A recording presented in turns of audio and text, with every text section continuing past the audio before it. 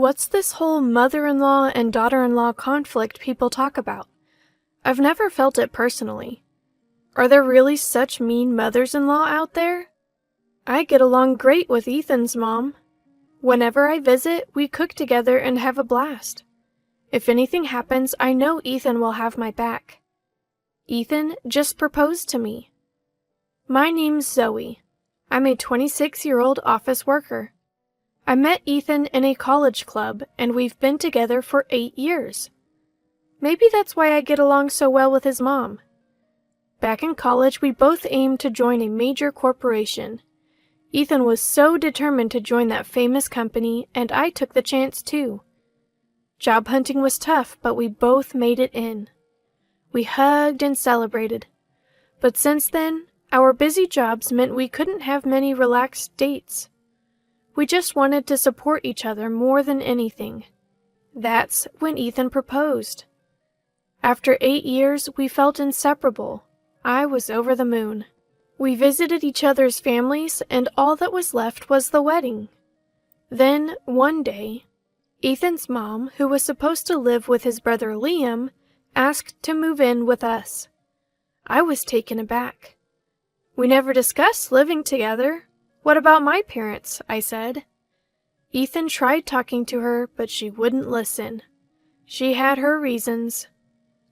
After your father passed, I couldn't do much for Liam. He didn't go to college, and without a high school diploma, he can't get a job. Ethan, you're all I have. You might as well be my eldest. What?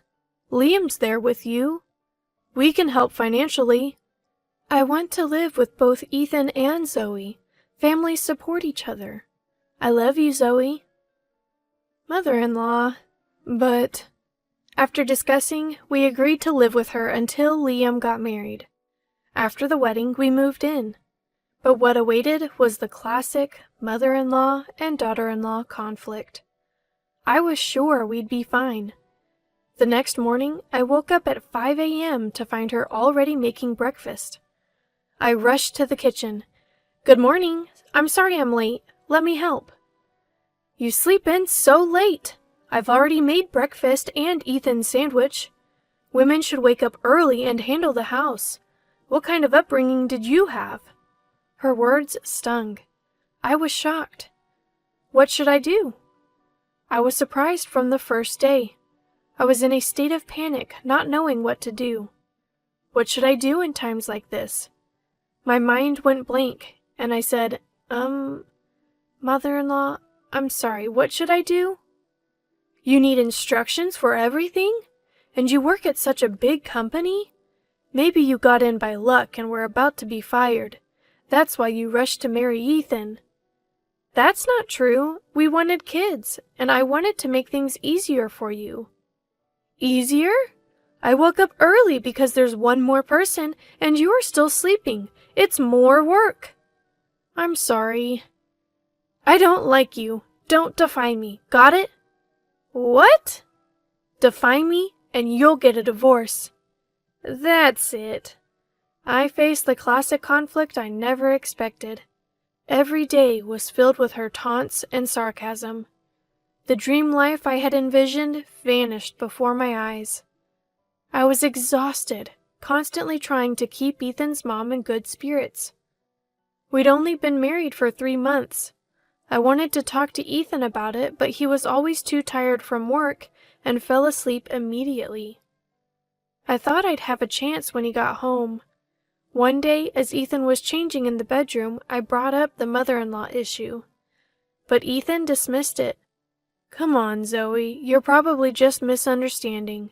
There's no way my mom would act like that with you. Anyways, I'm starving. Let's eat. I shouldn't have been surprised. In front of Ethan, mother-in-law was always the perfect mother. But behind closed doors, she was a nightmare. She'd constantly threaten, defy me and you'll get a divorce. Where did our feelings fit into all this? I grew distant from Ethan, feeling more and more isolated. One day, at my wit's end, I finally snapped back at her. You keep saying defy me, and you'll get a divorce. Fine, let's do it. What? Wait! A few days later, we divorced. Mother-in-law was shocked. She had always seen me as a servant, someone who'd do anything for her. Clean, do the laundry, make the bed, wax the floors, and when you're done, go shopping and prepare lunch. I want a roast beef sandwich today. After that, give me a 2-hour massage. Got it? Defy me and you'll get a divorce. I regretted not continuing my job. Still, I couldn't let go of my feelings for Ethan. I believed that I could build a happy family with Ethan. One day, as I was packing to leave, Mother-in-law entered the room, looking anxious. "What are you doing, Zoe?" "I'm leaving. I'll have movers pick up the rest later." "This is a joke, right?" "It's no joke. You said if I defied you, we'd divorce, so let's do it." "You're being so childish. It's obviously a joke." "A joke? Stop messing around. I've had enough. Let's divorce. It's ridiculous that your mother even has a say in this." "Well, I mean, it's just that I'm not your mother's servant, you know." "I never treated you like that. You're just misunderstanding, Zoe." "Every single day you let this happen and you call it a misunderstanding? Is this the kind of family your mother wanted?" "Wait, it's just I've struggled raising our 2 sons. When Ethan got married, I thought I'd let out all the pent-up feelings. I've felt this way for a long time. You wouldn't understand since you don't have kids." "What are you talking about? Struggled? Your father left you a house and a good amount of money. Ethan was 16 then and didn't need much care." "That's why I said you wouldn't understand. Have kids and then talk." "Really? But taking out your frustrations on your daughter-in-law is wrong. Was I chosen just to be your stress reliever? Is that why you were nice to me?" "Of course, it's always been this way. A daughter-in-law shouldn't defy her mother-in-law. That's tradition." I quickly packed and left the house. She still insisted that what she did was right and told me to understand her struggles. If this is what family means, if being treated this way is what family is about, then I don't need such a family. I'm content with my own life. I calmed down at a nearby park and then went to my parents' house. The moment I saw my mom, I burst into tears. She felt so warm. "Zoe, what happened?" "Just wait a moment." She quickly made me a warm coffee. "Drink this and calm down. This isn't like you." After calming down a bit, I told her everything. "Why didn't you tell me sooner?" "I didn't want to worry you. You always care about me." "Silly girl, I'm always here for you. Just relax here. Maybe it's best to divorce. Life has its ups and downs." I cried like a child. She hugged me tightly. I wished I could be a mother like her. The more I thought about it, the sadder I felt about Ethan not supporting me. Even if we had a good relationship with his mother, he never listened to my concerns. The happy times before marriage felt like a lie after 8 years. I realized the complexity of the mother-in-law and daughter-in-law relationship. Ethan, oblivious to everything, came home as usual. He called me after confronting his mother, but I refused to answer. He kept calling, but I blocked him. I just wanted a break. Ethan kept calling me over and over again. I couldn't help but block his number. I just needed a break. That night, I enjoyed the creamy stew I made with Mom and went to bed early. When I woke up the next day, I was surprised it was already past 8 a.m. Rushing to the kitchen, Mom greeted me. "Did you sleep well?" "I slept like a log. It's been a while since I had such a good sleep."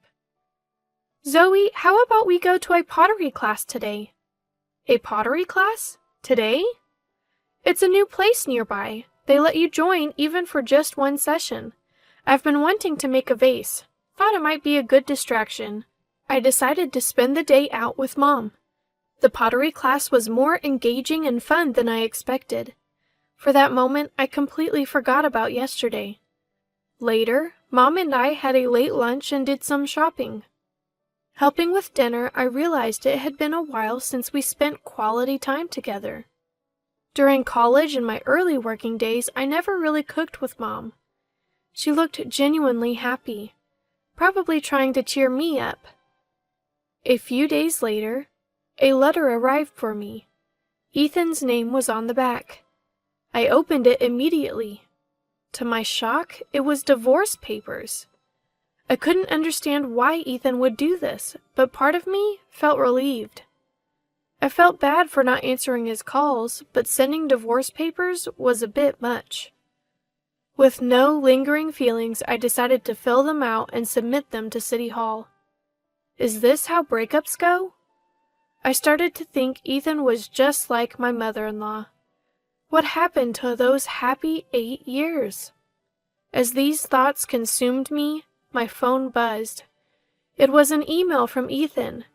I hesitated but opened it, and there, the email painted a picture of Ethan completely under mother-in-law's control. She had manipulated him, blaming everything on me. I was shaking. Could this really be happening? Had mother-in-law cried to Ethan? My head was spinning. Ethan's message. I always believed in us. It hurts to be betrayed like this. Left me conflicted. It was clear mother-in-law was behind this, but my feelings remained unchanged. The realization of mother-in-law's true nature was terrifying. Regardless, I decided to submit the divorce papers the next day. The next morning, I went to the city hall and had the papers processed. Surprisingly, I felt a weight lifted off my shoulders. Feeling motivated, I decided to start job hunting. A few days later, I got a call from a former boss. There was an opening in a subsidiary company, and they were struggling to find the right person. The offer was tempting, so I expressed my interest. Then, my phone rang. It was Ethan. Answering, I could hear a frantic Ethan. Zoe, you haven't submitted the divorce papers, right? Let's forget all about it. What? I'm sorry, I didn't know everything. Liam told me everything. It was all Mom's doing. Liam knew about her true nature, but couldn't intervene because he feared she'd kick him out. He's really sorry. So what do you want? I want to apologize. I'm truly sorry. It's too late. Please don't contact me anymore. It's over. What? Let's get back together. It was all Mom's fault. I was a victim too. Victim? You never listened to me. But I thought Mom was telling the truth. She's always been kind, so I thought you were mistaken. Do you realize how much I suffered? How hard it was? Mother-in-law kept piling chores on me. You never listened. This is the result. That's not true. I was deceived by Mom. Let's start over. I've rented a place near your house. I'm not interested, and the divorce papers have been processed. It's over. What? I shouldn't have sent those papers. It was all Mom's idea. You always blame Mom. Liam seems to understand better. He's not just playing games at home, he's working. What? I thought he was just playing games. That's another lie from mother-in-law. You two are perfect for each other. Goodbye. Wait, let's try again. Zoe! Zoe! I hung up feeling a sense of closure, as I realized that it was already over, and so I started a new chapter in my life. Zoe, it's your first day at work. Here's a sandwich. Thanks, Mom. I'm running late. I'll make my own tomorrow. Take care. Will do. Bye. I felt refreshed. A few months later, I was promoted to manager. Work was fun and my colleagues were great. I looked forward to the future. Maybe I'll take a break from dating. I'll take things slow.